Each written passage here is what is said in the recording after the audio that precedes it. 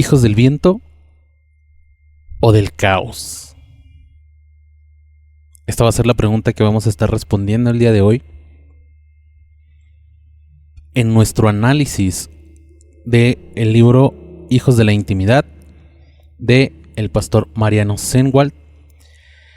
El día de hoy vamos a ver acerca de el capítulo 2, que se llama concretamente Hijos del Viento.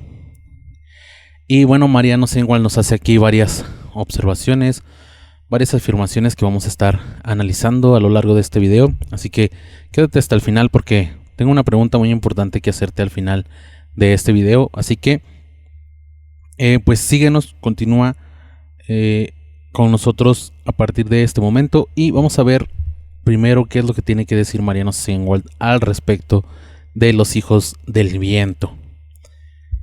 Y el pastor dice lo siguiente: los hijos de la intimidad son impredecibles. Esta es la antítesis de la religiosidad que trabaja arduamente para hacer a los hijos de Dios predecibles. Bueno, según Mariano Zengwalt, nosotros como cristianos debemos ser impredecibles. Como hijos de Dios debemos ser impredecibles. Y, como seguramente ya lo habrás adivinado, yo no estoy tan de acuerdo con esas afirmaciones de el pastor Mariano. Pero vamos a ver por qué. Voy a explicarte por qué no estoy tan de acuerdo con estas afirmaciones, con esta forma de expresarse del pastor. Y pues vamos a entender por qué dice esto primero. Vamos a contar una historia acerca de cómo comienza este capítulo. El capítulo comienza con el pastor Mariano contándonos una historia acerca de una muchacha, una mujer, una chica joven, adolescente que les dice a sus papás: no quiero fiesta de 15 años, porque bueno, en muchos lugares de Latinoamérica se acostumbra a que las chicas de 15 años tengan una fiesta grande y demás, donde hay muchos invitados. Y bueno, es una tradición que no sé si todavía sea famosa, pero sí, muchas adolescentes la practican todavía, o a muchas adolescentes la han practicado. Por otro lado, el objetivo de esta historia es que, bueno, la chica dice: yo no quiero fiesta de 15 años, lo que quiero es un viaje. Y los papás dicen: sí, claro que sí, ¿a dónde quieres ir? Y la chica dice: quiero ir a Medio Oriente a traficar Biblias. Ahí está. Y los papás: espera, ¿qué? ¿Cómo que quieres ir a traficar Biblias? Bueno, exacto. Esa es la premisa que va a llevar el pastor Mariano Zengwalt a lo largo de todo este capítulo, basado en esta historia, en esta experiencia, y también en la afirmación que él hace de que él conoce muchas historias similares a la de esta chica. Bueno, la historia termina en que obviamente la chica, por bondad de nuestro Dios, pues no muere en Medio Oriente, no es encarcelada ni nada, sino que va, entrega las Biblias, vuelve a su casa sana y salva, porque Dios pues la bendijo con esto, con esta oportunidad. Y entonces el pastor Mariano Zengwalt dice: así es como se ve un hijo de Dios, ¿sí? Que se deja llevar por la voz de Dios, que se deja guiar por la voz, por la palabra de Dios, directa a sus oídos, directa a sus sentimientos. Y entonces él asegura que cualquiera que no viva una vida impredecible no es un hijo de Dios, o en su lenguaje, no es un hijo del viento. Y yo digo, tengo problemas con esto, porque yo creo lo siguiente: yo creo que la osadía no siempre es fe. La osadía no siempre es fe. Y hay un sector del cristianismo, sobre todo dentro de los pentecostales, neopentecostales, en donde se nos anima a buscar este tipo de cosas, siendo osados, siendo arriesgados, siendo de alguna manera violentos, si podemos decirlo así, si es que se requiere para poder mostrar que Dios está con nosotros. Hay esta insistencia de búsqueda de milagros, de búsqueda de hacer este tipo de cosas arriesgadas porque escuchaste la voz de Dios, porque Dios te habló y es pecado no obedecer la voz de Dios, es pecado no dejarte llevar por lo que Dios quiere que hagas, por lo que Dios te llamó a hacer, por eso que está ardiendo en tu corazón y tú sabes y estás seguro que es Dios el que te lo dijo. Bueno, eso es lo que nos quiere hacer creer el pastor Mariano Zengwalt, pero yo no estoy diciendo que Dios no le haya hablado a esta chica, porque la evidencia de que sí es que volvió con su familia. Esa es una evidencia, y obviamente el milagro que cuenta el pastor y la afirmación de que conoce muchas historias similares a esta. Pero yo me pregunto, ¿qué hubiera pasado si esta chica no hubiera regresado? Probablemente su historia no sería la que estaría en el libro y estaríamos leyendo otra historia completamente diferente. Afortunadamente, fue Dios el que habló con esta chica, el que le confirmó a esta chica que debía de tomar esta decisión tan osada. Pero esto me hace recordar mucho otra frase que se acostumbra decir en el ámbito pentecostal, carismático, que es: prefiero equivocarme creyendo que estoy haciendo la voluntad de Dios que no hacer nada por dudarlo, ¿no? O sea, esta invitación de que si tú crees que Dios te habló, hazlo. Si tú crees que Dios te habló, actúa de esa manera. Y yo digo, no, porque eso no nos enseña la Biblia. Porque, vamos, mucha iglesia no está capacitada para identificar cuando Dios habla o cuando Dios no está hablando, cuando Dios está dando una dirección y cuando no. Y muchas veces limitamos a esto a un si tú lo sientes en tu corazón, entonces es Dios. Y no siempre es así. Sí, muchas veces cometemos errores creyendo esto, dejando que nuestro corazón nos guíe. Y entonces ya no somos tan cristianos, más bien estamos siendo emocionalistas, no estamos obedeciendo la voz de Dios, sino que más bien estamos obedeciendo nuestro propio impulso de hacer ciertas cosas, ¿no? Y no se trata de que está mal equivocarse, sino que a equivocarte y luego además decir, bueno, pues Dios no me habló y pues ya no pasa nada, ¿no? Cuando las consecuencias no son tan graves, pues digo, está bien, no hay problema, ¿no? Todos nos equivocamos, todos tenemos esta tendencia a cometer errores, pero ¿qué pasa cuando mis decisiones afectan a un nivel mucho más grande, como en la historia de esta chica? En el hipotético caso de que ella no hubiera vuelto, sus papás, yo no creo que hubiesen estado muy felices de decir, ay, no, pues es que estaba obedeciendo la voz de Dios, y pues Dios la mandó a su muerte, ¿no? No sé. Entonces yo no creo que ellos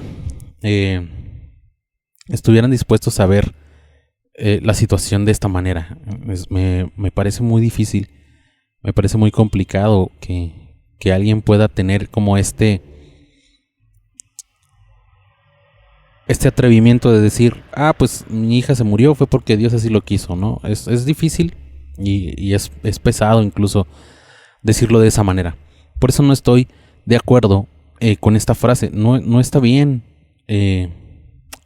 arrojarte a hacer cosas si no tienes una seguridad profunda de que Dios te ha dicho que lo hagas. Y vamos a ir viendo un poco más adelante el por qué Mariano dice esto, cuáles son su forma de verlo y demás, pero yo tampoco estoy negando el hecho de que Dios te pueda pedir ese tipo de cosas. O sea, a veces Dios pide cosas que actuemos de forma osada en diferentes circunstancias y en diferentes momentos. Pero cuando Dios te manda también, Él va a ser el encargado de protegerte. Entonces, aquí, cuando cuando Dios nos llama a estas cosas es porque es un llamado específico. Un llamado como el de Pablo, por ejemplo. Sí, cuando Jesús salvó a Pablo y Pablo fue llamado a predicar, Dios mismo dijo: yo le voy a enseñar a él todo lo que tiene que sufrir por el evangelio. Y el resultado de la vida de Pablo no es precisamente uno victorioso y uno glorioso, porque todos sabemos que murió, fue ejecutado, y entonces de esa manera nosotros vamos a ver que Pablo estaba dispuesto a arriesgar su vida por ese llamado que sabía que tenía de parte de Dios. Otro ejemplo son los amigos de Daniel y el mismo Daniel, cuando fueron ellos arrojados al horno de fuego y él al foso de los leones. Ellos entendían muy bien a dónde estaba su lealtad. Pero eso no significa que ellos fueran impredecibles necesariamente, porque de hecho su actitud es bastante predecible o bastante consistente con un verdadero conocimiento de Dios, un verdadero conocimiento de nuestro Señor. Entonces, es bastante peligroso animar a la gente, sobre todo jóvenes, adolescentes, animarlos a arriesgarse. Si tú sientes que es de Dios, dale. No, si tú sientes que es de Dios, pregúntale primero a tu pastor. Si tú sientes que es de Dios, habla con alguien maduro en la fe primero, y luego él aprenderá, él sabrá o deberá saber cómo guiarte, cómo dictar cuáles son los procesos para identificar si eso no es la voz de Dios la que estás escuchando. Si yo no digo que esta chica no hubiese tenido este proceso, no lo sé. Tal vez sí lo tuvo, y si lo tuvo y todo le confirmó que eso era lo que Dios quería, muy bien. Pero a veces tendemos a hacer este uso de: no escuches a la institución, no escuches a la religión, no escuches a los religiosos, porque si Dios te habla, o Dios te puede hablar, o Dios te va a dirigir, Dios te va... Y entonces el cristiano, el creyente inmaduro, se le va a hacer muy fácil desplazar a sus autoridades. ¿Por qué? Porque es que el pastor Mariano lo dijo en su libro Hijos de la Intimidad, y yo quiero ser un hijo del viento, y eso significa que yo voy a dejarme llevar por mi impulso sin preguntarle a nadie si lo que estoy haciendo viene de Dios, o tal vez estoy confundiendo la voz de Dios con otra cosa. Y ahí es donde yo encuentro el problema. Ahora, por otro lado, vamos a ver también la base que utiliza Mariano. Recordemos que el pastor Mariano está utilizando el texto de Juan capítulo 3, la conversación de Jesús con Nicodemo. Y entonces ya vimos que dentro de la primera conversación que tuvieron tenía que ver con este tema de nacer de nuevo, donde Mariano insinúa que nacer de nuevo tiene que ver con esto de la intimidad, de abandonar la religión, de dejar la religión sin dejar tu iglesia, cosa que es extraña, pero supongamos que tiene razón. Si no sabes muy bien de lo que hablamos, pues puedes volver al capítulo anterior y después regresar, pero los dos episodios anteriores hablamos acerca de esta dicotomía que, de hecho, pues la vamos a hacer un poquito recurrentes en esta dicotomía, de la que ya hemos hablado en estos episodios, y también que hemos hablado en videos, la serie que iniciamos al principio de este año. Bueno, pues esa serie de religión y relación que fue, pues más que nada un descargo para este mismo libro que estamos analizando, que básicamente cubre varios puntos, varios aspectos que vamos a estar comentando en esta serie. Entonces, vamos a ver que Mariano hace uso de esta conversación entre Nicodemo, el fariseo, y entonces Dios, Más bien Jesús le dice lo siguiente: el viento sopla hacia donde quiere. De la misma manera que oyes el viento, pero no sabes de dónde viene ni a dónde va, tampoco puedes explicar cómo las personas nacen del Espíritu. Entonces, vamos a ver. Nicodemo dice cómo nacer, cómo es que nacemos de nuevo. Y Jesús le dice, bueno, pues lo nacido del Espíritu, Espíritu es, lo nacido de la carne, carne es. Y así como el viento sopla donde quiere, tú no sabes de dónde viene ni a dónde va, tampoco puedes explicar cómo las personas nacen del Espíritu. Y entonces Mariano dice, ahí está, tú no puedes explicar cómo es que una persona que se deja llevar por el Espíritu Santo hace lo que hace. ¿Por qué? Pues no te acabo de contar una historia de una chica que hizo lo que Dios le dijo y sus papás no sabían qué hacer y entonces tuvieron que venir a consultarme y esto y lo otro. A ver. Señor Pastor Mariano, pongámosle ahí un poco el freno de mano y dígame usted, ¿cómo se le ocurre pensar que Juan capítulo 3 versículo 8 habla acerca de que nosotros debemos vivir vidas impredecibles? No hay manera de que eso es lo que esté tratando de decir Jesús. Pero no se me ofenda porque todavía no acabamos. Pero ¿de qué sí está hablando Jesús? ¿Cómo es que las personas se salvan? ¿Cómo es que las personas se salvan? ¿Sí? Y esto es muy muy importante porque vamos a entrar en la escena.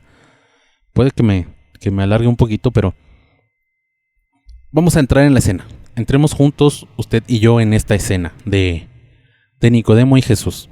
Nicodemo es un fariseo, no es cualquier gente, no es tu vecino que te viene a preguntar ¿por qué vas a la iglesia todos los domingos?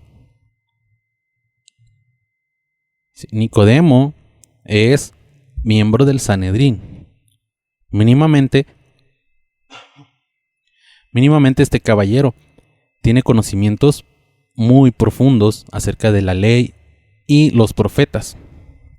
Entonces, no es como que Jesús viene y le está enseñando algo sorprendente a un maestro de la ley y entonces para que vean que los religiosos que estudian muchos libros no saben nada acerca de Dios porque nunca lo han escuchado hablar.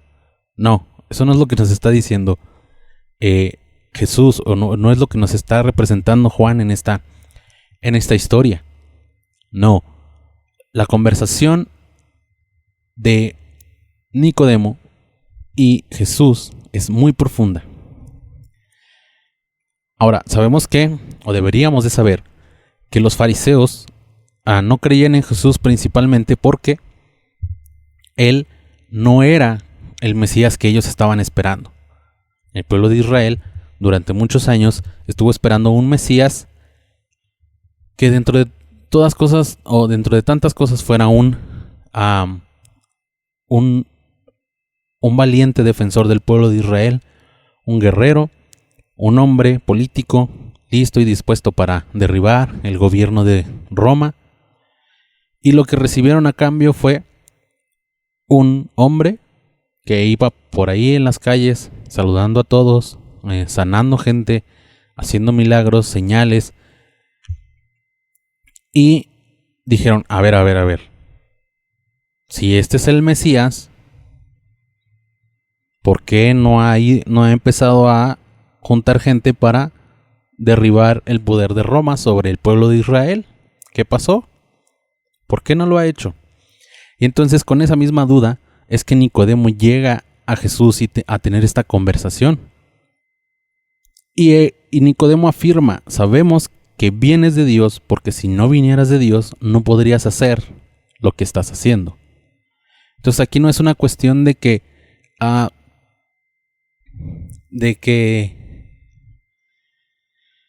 Nicodemo quiere algo de parte de Dios o de parte de Jesús, sino más bien tiene que ver con esta otra cuestión de que Nicodemo en realidad está buscando una explicación. ¿Por qué eres un Mesías diferente al Mesías que nosotros creímos que iba a venir. ¿Sí me están entendiendo? O sea, Nicodemo dice, tú vienes de Dios.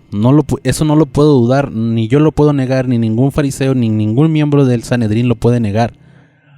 Pero tú eres diferente a lo que yo creí o lo que me enseñaron que debía creer sobre quién iba a ser el Mesías. Y entonces están hablando acerca de la salvación de Israel. Y es ahí cuando Jesús dice estas palabras: el viento sopla hacia donde quiere. ¿Qué significa esto? Que tú no puedes decirle a Dios cómo va a salvar a la gente. Jesús estaba proclamando salvación para el pueblo de Israel primero, no para nosotros, todavía no. En este punto todavía los gentiles no estábamos en el cuadro. Jesús vino al pueblo de Israel y le dijo al pueblo de Israel: tu salvación ha llegado, tu salvación soy yo. Cree en mí que soy el Hijo del Hombre, que soy el Hijo de Dios, que soy el Mesías. No lo anduvo diciendo textualmente, porque en realidad lo que Jesús estuvo haciendo fue milagros, prodigios, estas señales que lo siguieron.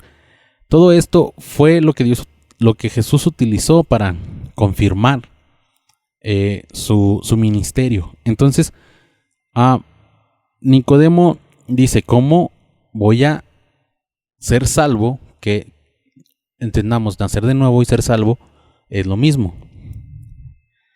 ¿Cómo voy a ser salvo si la salvación se me presentó de una manera en la que yo no lo esperaba? Ahí está, ¿ya ven? Y entonces es donde se abre la mente de Nicodemo y Jesús le dice esto: tú no puedes explicar cómo las personas nacen del Espíritu.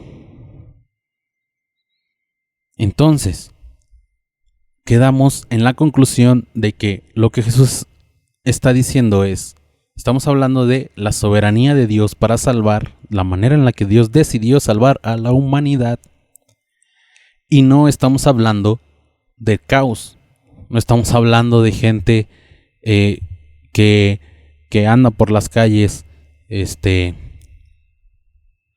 haciendo locuras o haciendo cosas que son irracionales, o tomando decisiones apresuradas, o tomando decisiones impulsadas solamente porque me lo vino y me lo dijo el profeta, y como el profeta lo dijo, yo creo en la voz del profeta y no puedo rechazar la voz del profeta, porque si rechazo la voz del profeta, no. Y entonces se ponen de moda este tipo de cosas donde hay profetas profetizando cosas que Dios nunca dijo, pero como el creyente inmaduro se deja llevar por sus emociones, es que yo siento bien bonito cuando el profeta habla, entonces ha de ser de Dios porque yo siento bien bonito.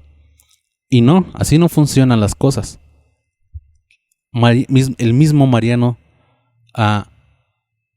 nos da la razón con esta otra frase: que funcione no quiere decir que sea del Espíritu.